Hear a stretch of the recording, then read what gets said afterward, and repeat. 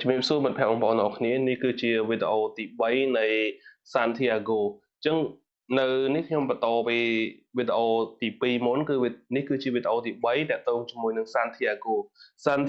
គាត់មិនយល់ថាអ្វីទៅគឺជាបំណងដ៏បរិសុទ្ធនឹងតើបំណងជីវិតដ៏បរិសុទ្ធនឹងមានន័យថាម៉េចអញ្ចឹងបំណងជីវិតដ៏បរិសុទ្ធនឹងគឺជាអ្វីដែលខ្លួនឯងតែងតែប្រាថ្នាចង់បានពិតប្រាកដនៅក្នុងជីវិតនៅពេលដែលពួកគេនៅក្មេងមនុស្សគ្រប់គ្នាគឺតែងតែស្គាល់នៅអ្វីដែលជាបំណងជីវិតដ៏បរិសុទ្ធរបស់ខ្លួនប៉ុន្តែពេលខ្លះយើងរកវាអត់ទាន់ឃើញអញ្ចឹងបំណងជីវិតដ៏បរិសុទ្ធគឺជាកម្លាំងដែលយើងបានរៀបចំនៅក្នុងដួងចិត្តរបស់យើងនិងឆន្ទៈរបស់ខ្លួនឯងព្រោះនៅលើโลกនេះមានតែសេចក្តីពិតដ៏អស្ចារ្យមិនថាអ្នកជានរណាហើយអ្នកកំពុងតែធ្វើអីធ្វើកិច្ចការអ្វីនៅពេលដែលយើងប្រាថ្នាចង់បានអ្វីមួយខ្លាំងយើងប្រកាសជាបានវាព្រោះអីបំណងនេះព្រួយបំណងនេះវានឹងដោះចេញអំពីដួងព្រលឹងនៃធម្មជាតិអញ្ចឹងដួងព្រលឹងធម្មជាតិនេះគឺវាសំខាន់ណាស់ដូច្នេះហើយបំណងចំណងហើយបំណងប្រាថ្នានឹងវានឹងคล้ายទៅជាបេសកកម្មមួយរបស់ជីវិតរបស់យើងលើភពផែនដីនេះអញ្ចឹងយើងត្រូវបំគេហៅថាព្រលឹងធម្មជាតិព្រលឹងធម្មជាតិនឹងគឺវាសំខាន់មែនទែនព្រលឹងធម្មជាតិវាទទួលយកនៅសេចក្តីរីករាយរបស់មនុស្សក៏ដូចជាសេចក្តីទុក្ខសោកសេចក្តីចំណែនហើយសេចក្តីប្រកាន់ការសម្រេចចិត្តទៅលើជោគវាសនាថាតើយើងចង់បានជោគវាសនាយ៉ាងណាអញ្ចឹងជោគវាសនានេះវាគឺជាកាតព្វកិច្ចពិតប្រាកដនៅក្នុងជីវិតរបស់យើងម្នាក់ៗពួកអីវាមាននៅកាតព្វកិច្ចដូច្នេះកាតព្វកិច្ចនេះវាពិតជាសំខាន់សម្រាប់មនុស្សម្នាក់យើងធ្វើអីមួយយើងត្រូវមាននៅកាតព្វកិច្ចគឺ obligation មនុស្សម្នាក់គឺសិតតែមានកាតព្វកិច្ចឧទាហរណ៍ថាកូនសិស្សកាតព្វកិច្ចគឺរៀនសូត្រកូនសិស្សកាតព្វកិច្ចដើរតួជាកូនល្អសិស្សល្អកាតព្វកិច្ចឪពុកម្ដាយគឺដើរតួចិញ្ចឹមបីបាច់ថែរក្សាអប់រំឲ្យកូនទៅសាលាមើលការខុសត្រូវកូនរហូតដល់រៀបការចែកទ្រព្យទៀតយើងឃើញនេះគឺជាកាតព្វកិច្ចរបស់គ្រូកាតព្វកិច្ចរបស់អាចារ្យកាតព្វកិច្ចរបស់ព្រះសង្ឃកាតព្វកិច្ចរបស់តកែកាតព្វកិច្ចរបស់បុគ្គលិកអញ្ចឹងអ្វីទាំងអស់វាសុទ្ធតែមានកាតព្វកិច្ចណាតែយើងយ៉ាងណាធ្វើម៉េចកុំបំពេញកាតព្វកិច្ចខ្លួនឯងយើងត្រូវធ្វើឲ្យមួយយើងត្រូវឲ្យមាននៅព្រំដែននៃកាតព្វកិច្ចរបស់យើងត្រូវធ្វើអីមួយគោរពតាមកាតព្វកិច្ចនឹងគឺជាអំណងជីវិតដ៏បរិសុទ្ធរបស់យើងអញ្ចឹងយើងត្រូវធ្វើកន្លែងហ្នឹងហើយងាកមកសាច់រឿងនៅក្នុងតកតងជាមួយដួងព្រលឹងដែលសានធីអាហ្គោហើយនឹងបរិសុទ្ធចំណាស់នឹងគាត់ពិភាក្សាគ្នាបរិសុទ្ធចំណាស់គាត់បន្តទៀតថាពេលវេលាចម្រើនទៅមុខ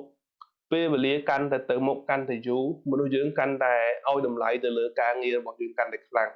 រហូតដល់ថ្ងៃណាមួយពួកគេឲ្យតម្លៃទៅលើមុខរបរកាន់តែខ្លាំងពួកអី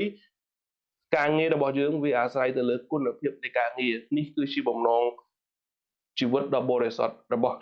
មនុស្សយើងម្នាក់ៗអញ្ចឹងយើងត្រូវធ្វើម៉េចឲ្យការងាររបស់យើងមាននៅគុណភាពហើយបរិសុទ្ធចំណាស់ក៏បានលើកឡើងតទៅជាមួយនឹងបរិសុទ្ធដែលដិតនំលើកឡើងបរិសុទ្ធដែលដិតនំពិភាក្សាជាមួយនឹងសានធីអាហ្គោជាច្រើនហើយមែនទែនទៅសានធីអាហ្គោគាត់ពិតជាមានការនឿងឆ្ងល់ចម្ងល់ជាច្រើនហើយបន្ទាប់មកបរិសុទ្ធចំណាស់នោះក៏គាត់ធ្លាប់និយាយកាត់សម្ដីសានធីអាហ្គោថាហេតុអ្វីបានជាអឺសានទីអាហ្គោគាត់និយាយកាត់បរិសុទ្ធចំណាស់ថាហេតុអីបានជាលោកប្រាប់រឿងទាំងអស់នេះមកខ្ញុំបរិសុទ្ធចំណាស់ថាព្រោះឯងកំពុងតែព្យាយាមប្រមាញ់រកនៅគោលបំណងជីវិតដ៏បរិសុទ្ធហើយឥឡូវនេះឯងកំពុងតែដល់ចំណុចមួយដែលត្រូវបោះបង់ចោលនៅពេលដែលបោះបង់ចោលតើកលៈទេសៈបែបនេះលោកតែងតែបង្ហាញមុខដែរទេអញ្ចឹងសានធីអាហ្គោក៏សួរបរិសុទ្ធចំណាស់ថាតើនៅពេលដែលមនុស្សកំពុងតែមានបញ្ហាតើបរិសុទ្ធចំណាស់ចេញមុខមែនទេហើយបរិសុទ្ធចំណាស់គាត់និយាយថាមែនហើយប៉ុន្តែខ្ញុំតែងតែបង្ហាញខ្លួនទៅតាមទម្រង់ផ្សេងគ្នាពេលខ្លះធ្វើជាអ្នកដោះស្រាយបញ្ហាឬក៏ជាអ្នកផ្ដល់នៅគំនិតផ្សេងឬគំនិតល្អៗជាច្រើនពេលខ្លះក៏ដើរតួទៅតាមកលៈទេសៈធ្ងន់ធ្ងរហើយខ្ញុំធ្វើនេះកើតឡើងយ៉ាងស្រួលតែម្ដងព្រោះយើងដឹងពីទម្រង់ហើយខ្ញុំធ្លាប់ធ្វើកិច្ចការមួយចំនួន ប៉ុន្តែមនុស្សភាគច្រើនមិនដឹងថាខ្ញុំធ្វើវាទេអញ្ចឹងបរិះចំណាស់ហ្នឹងគាត់ប្រាប់ Santiago បែបដូចនេះនៅពេលនោះ Santiago គាត់ក៏បានស្ដាប់ស្លងទៅលើបរិះចំណាស់នោះហើយបរិះចំណាស់ក៏បានលើករឿងនិទានដើម្បីឲ្យ Santiago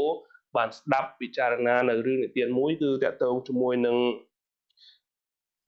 ការពីប្រហែលសប្តាហ៍មុនហ្នឹងត្រូវបង្ខំចិត្តបង្ហាញខ្លួនចំពោះនៅមុខអ្នកជីករ៉ែម្នាក់ដោយបង្ខំខ្លួនធ្វើជាដុំថ្មមួយដុំបរោះដែលជីករ៉ែនោះគាត់ក៏បានស្វែងរករ៉ែនៅតាមដងទន្លេជាយូរមកហើយនៅទីនោះគាត់ក៏បានរើសនិងពិនិត្យដុំថ្មទាំងអស់រាប់រយដុំដើម្បីស្វែងរកនៅដុំត្បូងបើសិនបើពិនិត្យបានមួយដុំទៀតតែមួយដុំទៀតតែប៉ុណ្ណោះគាត់នឹងរើសបាននៅត្បូងដ៏មានតម្លៃមិនខានគណៈពេលដែលអ្នកដែលជីករ៉ែគាត់អស់កម្លាំងចិត្តមនុស្សយើងសំខាន់គឺកម្លាំងចិត្តប៉ុន្តែអ្នកជីករ៉ែគាត់អស់នៅកម្លាំងចិត្តហើយទម្រង់នឹងបោះបង់ចោលទៅហើយដោយសារតែបរោះជីករ៉ែគាត់បានលះគាត់ក៏បានលះបង់អ្វីៗគ្រប់យ៉ាងដើម្បីស្វែងរកនៅគោលបំណងដ៏បរិសុទ្ធនេះរបស់ខ្លួនបរោះចំណាស់ក៏សម្រេចចិត្តជួយបរោះដែលជាអ្នកជីករ៉ែនោះគាត់ក៏ប្រែខ្លួនធ្វើជាដុំថ្មមួយដុំរមៀមកលើជើងរបស់អ្នកជីករ៉ែហើយបរិះដែលជីករ៉ែគាត់មាននៅសេចក្តីខឹងសម្បាមួម៉ៅក្រោយពីធ្វើការគ្មានហេតុផលអស់រយៈពេល5ឆ្នាំក៏បានរើសដុំនោះហើយក៏គប់ទៅនឹងដុំថ្មមួយហើយដោយកម្លាំងកំហឹងរបស់គាត់ខឹងខ្លាំងមែនទែនថ្មនោះក៏បែកជាពីរនៅក្នុងថ្មនោះក៏មានត្បូងមួយគ្រាប់ដែលស្រស់ស្អាតបំផុតនៅលើលោកអញ្ចឹងឃើញឯបរោះដែលជាបរោះចំណាស់ហ្នឹងគាត់ក៏បានប្រែខ្លួនជាថ្មមួយដុំហើយទៅកិនជើងនឹងអ្នកជីករ៉ែគាត់ខឹងមែនទែនគាត់យកដុំថ្មនោះគប់បោកទៅខ្លាចឃើញនៅបំណងជីវិតរបស់គាត់គឺត្បូងមួយគ្រាប់ដែលស្រស់ស្អាតបំផុតនៅលើលោកអញ្ចឹងគាត់តែងតែចេញជួយមនុស្សជាច្រើននៅពេលដែលគេមាននៅបញ្ហាអញ្ចឹងខ្ញុំគិតថាវីដេអូនេះសូមបញ្ចប់ប៉ុណ្ណឹងហើយចាំជួបគ្នានៅវីដេអូក្រោយៗជាច្រើនទៀតសូមអរគុណ